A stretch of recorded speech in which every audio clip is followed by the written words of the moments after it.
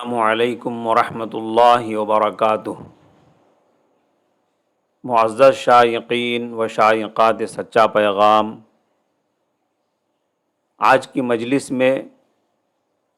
ہمارے مسلم معاشرے کی ایک بہت بڑی کمی اور کوتاہی کی طرف توجہ دلانا مناسب معلوم ہوا۔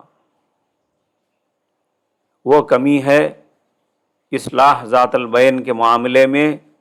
دور بھاگنے کی غلطی یا کمی، یعنی جھگڑا کرنے والوں کے درمیان مصالحت کرانے اور دونوں پارٹیوں کو سمجھا بجھا کر مسئلے کا تصفیہ کرنے کے معاملے میں ہمارا دلچسپی دکھانا تو دور کی بات، ہم اس سے کوسوں دور بھاگتے ہیں۔ کبھی ایسا ہوتا ہے کہ ہمارے آس پاس میں، پڑوس میں یا اپنے محلے میں کہیں لڑائی جھگڑا ہو رہا ہوتا ہے، اس کی آوازیں ہمارے کانوں تک برابر پہنچتی رہتی ہیں، اور ہم ہیں کہ سنتے سمجھتے ہوئے بھی کہ ہمارے آس پاس میں کہیں کوئی لڑائی یا ظلم و زیادتی والی بات ہو رہی ہے، برابر اپنے کام میں مگن رہتے ہیں۔ ہم سمجھتے ہیں کہ یہ دنیا کا معمول ہے، دنیا میں سب چلتا رہتا ہے، ہمیں اس سے کیا لینا دینا۔ کبھی ایسا بھی ہوتا ہے کہ ہمارے سامنے ہی دو آدمیوں کا جھگڑا ہو رہا ہوتا ہے اور ادھر ہم تماشائی بنے کھڑے دیکھتے رہتے ہیں، دور سے یا نزدیک سے بس کھڑے دیکھتے رہتے ہیں۔ گلی کی بلا گلے میں کیوں ڈال لینا بھائی، بیچ میں جا کر ہم کیوں برے ہوں، بس اپنے کام سے کام رکھو، ایسی باتیں ہم کہتے ہیں اور یہ ہمارا نظریہ بنا ہوا ہے۔ غور فرمائیں کہ کیا یہ ہمارا تصور اور ہمارا یہ طرز عمل صحیح ہے؟ اگر صحیح ہے تو ذرا بتائیے، اگر خود ہماری اولاد آپس میں جھگڑنے لگے، ہمارے دو لڑکے آپس میں لڑائی جھگڑا شروع کر دیں اور آپس میں مار پیٹ کرنے لگیں، تو کیا تب بھی ہم تماشائی بنے رہنے کو پسند کریں گے یا خاموشی اختیار کرنے میں عافیت سمجھیں گے؟ یہ سوچ کر کہ ہم ان کے درمیان میں جائیں گے اور جس کی طرف سے زیادتی ہوئی ہے اسے ڈانٹیں گے اور تنبیہ کریں گے، تو اس کے نزدیک ہم برے ہو جائیں گے، یا پھر ان کے درمیان جانا اور صلح صفائی کرنا پسند کریں گے؟ کون سی بات پسند کریں گے؟ بڑی معذرت کے ساتھ، اگر آپ کی اولاد یا آپ کے گھر والے لڑ پڑیں، آپس میں جھگڑنے لگیں، تو کیا آپ ایسی ہی چپی سادھ لیں گے؟ بتائیے۔ یقیناً آپ یہی جواب دیں گے کہ ہرگز نہیں، ہم ہرگز ایسا نہیں کریں گے، ہم خاموش نہیں رہیں گے، بلکہ ہم اپنے گھر والوں کے نزدیک برے ہونے کی پرواہ کیے بنا پہلی فرصت میں ان کا جھگڑا چکانا اور صلح صفائی کرانا ہی پسند کریں گے۔ تو پھر ہمارا سوال یہ ہے کہ جب آپ گھر والوں کے نزدیک برے بننے سے نہیں ڈرتے ہیں تو باہر والوں کے نزدیک برے بن جانے سے آپ کیوں ڈر رہے ہیں؟ اس موضوع پر سب سے پہلے قرآن مجید کی آیت کریمہ لے لیجئے۔ اللہ تعالیٰ فرماتے ہیں، لا خیر فی کثیر من نجواہم الا من امر بصدقۃ او معروف او اصلاح بین الناس۔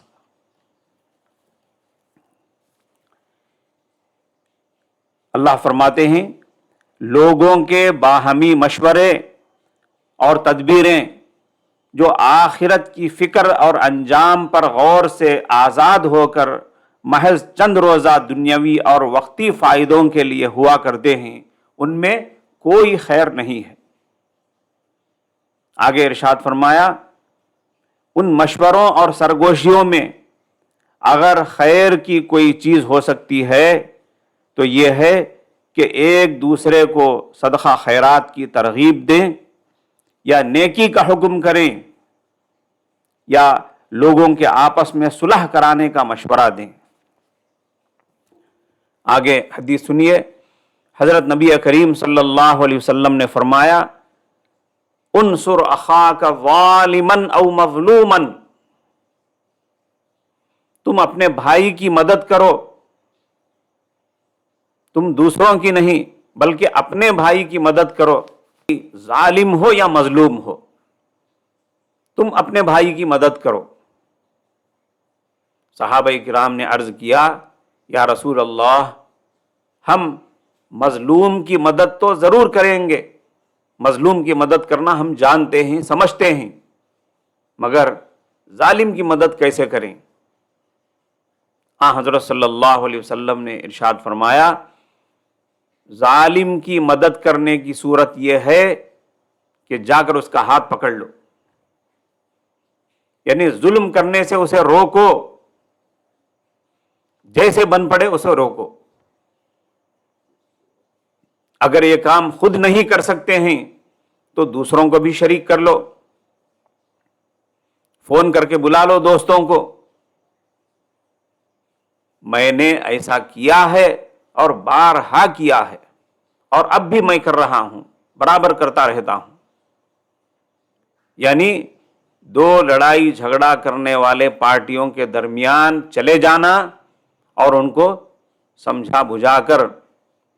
ان کا جھگڑا ختم کرنے کی اور ان کے درمیان صلح صفائی کرنے کی کوشش کرنا، یہ میرا برابر کا معمول ہے، اسی لیے میں آپ کو اتنی تاکید کے ساتھ اس کی تلقین کر رہا ہوں۔ خیر آگے بڑھتے ہیں،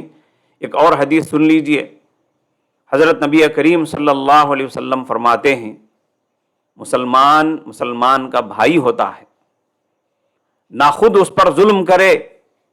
نہ اس پر ظلم ہونے دے، اس کو اچھی طرح نوٹ کیجئے، نہ خود اس پر ظلم کرے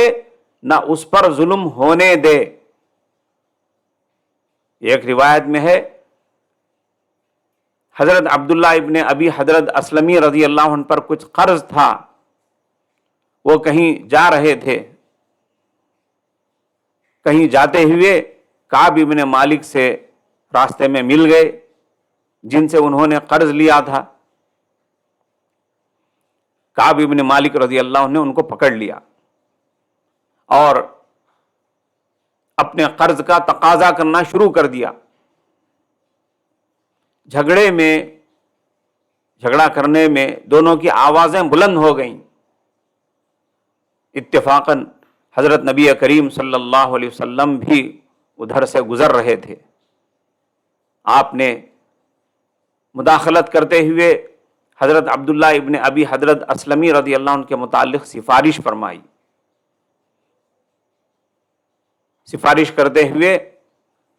اے کعب کہہ کر آپ نے اپنے ہاتھ سے خاص اشارہ فرمایا، اس طرح، جس کا مطلب یہ تھا کہ آدھا قرض چھوڑ دو۔ چنانچہ حضرت کعب رضی اللہ عنہ نے آدھا قرض معاف کر دیا اور باقی آدھا وصول کر لیا۔ ایک روایت میں حضرت صلی اللہ علیہ وسلم نے ارشاد فرمایا کیا میں تم کو ایک ایسا کام نہ بتلاؤں جس کا درجہ روزے سے بھی، نماز سے بھی اور صدقہ و خیرات سے بھی افضل ہے؟ صحابہ کرام نے عرض کیا ضرور بتائیں۔ آپ نے ارشاد فرمایا وہ کام ہے اصلاح ذات البین، یعنی دو شخصوں کے درمیان کسی بات پر جھگڑا ہو جائے اور رنجش پیدا ہو جائے تو اس کو دور کر کے ان کے درمیان صلح کرانا اور جھگڑا ختم کرنا۔ اس عمل کو حضرت صلی اللہ علیہ وسلم نے روزے سے، نماز سے اور صدقہ و خیرات سے بھی افضل بتلایا ہے۔ اسی وجہ سے ایک مرتبہ حضرت صلی اللہ علیہ وسلم انصار کے ایک قبیلے بنو عمرو ابن عوف کے لوگوں میں پیدا شدہ اختلاف کو ختم کرانے اور صلح کرانے کے لیے ان کے درمیان تشریف لے گئے۔ تصفیہ اور صلح کے متعلق بات چیت میں اتنا وقت لگ گیا کہ نماز کا وقت آ گیا اور جماعت کا وقت بھی ہو گیا، مگر حضرت صلی اللہ علیہ وسلم اسی صلح و مصالحت کی کوشش میں مصروف رہے، یہاں تک کہ جب وقت زیادہ ہو گیا تو مسجد نبوی میں نماز کے لیے آئے ہوئے صحابہ کرام نے حضرت ابو بکر صدیق رضی اللہ عنہ کو امامت کے لیے آگے بڑھا دیا۔ اس کا تفصیلی قصہ بخاری شریف میں ہے، وہاں دیکھ لیں۔ اس سے اندازہ لگایا جا سکتا ہے کہ حضرت صلی اللہ علیہ وسلم نے دو پارٹیوں کا جھگڑا ختم کرانے اور ان کے درمیان مصالحت کرانے میں کتنی دلچسپی دکھائی۔ بخاری شریف میں یہ بھی ہے، حضرت صلی اللہ علیہ وسلم نے ارشاد فرمایا، وہ شخص جھوٹا نہیں جو لوگوں میں صلح کرائے اور اچھی بات کہے، صلح کرانے کی غرض سے کوئی اچھی بات کہے، یعنی جھگڑا اور اختلاف کرنے والے دو پارٹیوں کا جھگڑا اور اختلاف ختم کرانے کی غرض سے اگر جھوٹ کا سہارا لیا جائے اور جھوٹ کا سہارا لیتے ہوئے فریقین سے، دونوں پارٹیوں سے کوئی ایسی بات کہے جس سے دونوں کے دل کا میل دور ہو جائے جو ایک دوسرے کے تعلق سے پیدا ہو گیا ہے، تو شریعت میں اس کو روا رکھا گیا ہے۔ مثلا ایک پارٹی کے پاس جا کر کہا کہ بھائی جس سے آپ کا جھگڑا ہو گیا ہے اور اس کی طرف سے آپ پر کچھ زیادتی ہو گئی ہے، بس یہ ایک اتفاقی بات ہے، حقیقت میں وہ بندہ آپ کا دشمن نہیں ہے، وہ تو آپ کا بڑا خیر خواہ ہے اور آپ کی بہت تعریف کرتا رہتا ہے۔ پھر یہ میڈیٹر دوسری پارٹی کے پاس گیا اور وہاں بھی اسی قسم کی بات کرنے لگا۔ مثلا یہ کہا کہ بھائی جس سے آپ کا جھگڑا ہو گیا ہے اور اس سے آپ کی کچھ تو میں ہو گئی ہے، وہ بندہ آپ سے الجھنے کے بعد اور جھگڑا کرنے کے بعد اپنی حرکت پر بہت شرمندہ ہے، جب سے آپ کے ساتھ اختلاف ہو گیا ہے وہ آپ سے ملنے کی کوشش میں ہے، وہ موقع کی تلاش میں ہے، اگر آپ اجازت دیں تو میں ابھی اس کو آپ کے پاس لے آؤں گا۔ حالانکہ حقیقت یہ ہے کہ ان دونوں ناراض پارٹیوں نے ایک دوسرے کے متعلق ایسی کوئی بات نہیں کہی، ادھر بھی جا کر اس نے غلط کہا، ادھر بھی جا کر اس نے غلط کہا۔ میڈیٹر نے دونوں سے واقعے کے خلاف بات کہی، مگر اس سے فائدہ ہوا کہ نہیں ہوا؟ اس سے فائدہ یہ ہوا کہ دونوں کے دل کا میل دور ہو گیا اور بوجھ اتر گیا، دونوں کا دل ایسا صاف ہو گیا کہ اب جب بھی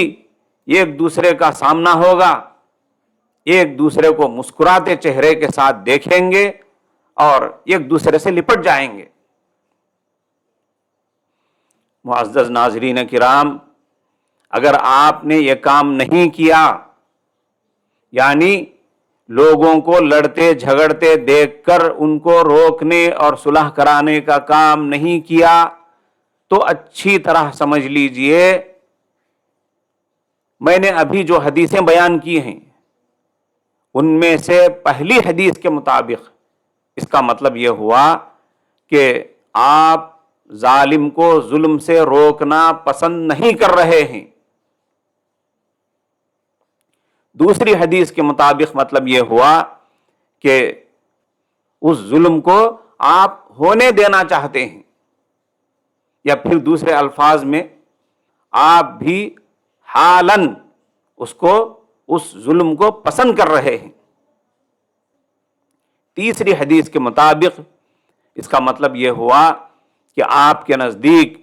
حضرت صلی اللہ علیہ وسلم کا عملی نمونہ کوئی چیز نہیں ہے، یعنی حضرت صلی اللہ علیہ وسلم نے ایک دو نہیں بلکہ ایسے بہت سارے نزاعی معاملات میں مداخلت فرما کر صلح کرا کر جو عملی نمونہ پیش کیا ہے اس سے آپ کچھ بھی سبق لینا نہیں چاہتے ہیں۔ چوتھی حدیث کے مطابق صلح اور مصالحتی عمل میں آپ کے حصہ نہ لینے کا مطلب یہ ہوا کہ جو عمل پیغمبر علیہ السلام کے نزدیک بڑی اہمیت والا ہے آپ کے نزدیک اس کی کوئی اہمیت نہیں ہے۔ پانچویں حدیث کے مطابق اسی طرح آیت کریمہ کے مطابق دو پارٹیوں کے جھگڑے کو ختم کرنے جیسے عظیم الشان عمل کی عظیم فضیلت پانے کی آپ کو کوئی ضرورت ہی نہیں ہے۔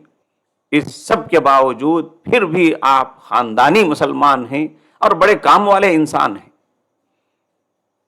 بری عقل و دانش بیبایت گریست، قربان جائیے ہمارے پیارے پیغمبر رحمت دو عالم حضرت محمد الرسول اللہ صلی اللہ علیہ وسلم پر کہ آپ نے دنیا والوں کو صرف نماز روزے جیسی عبادتوں کی حد تک نہیں چھوڑا، بلکہ آپ نے ایسے ایسے سنہرے اصول بتلائے کہ جن سے دنیا کے سارے جھگڑے ختم ہو سکتے ہیں اور دنیا امن و شانتی کا گہوارہ بن سکتی ہے۔ مگر یہ سب کچھ صرف بیانات کے کر لینے سے اور بیانات سن لینے سے نہیں ہو سکتا ہے، یہ سب کچھ اسی وقت ہو سکتا ہے جبکہ ان اصولوں پر عمل کیا جائے۔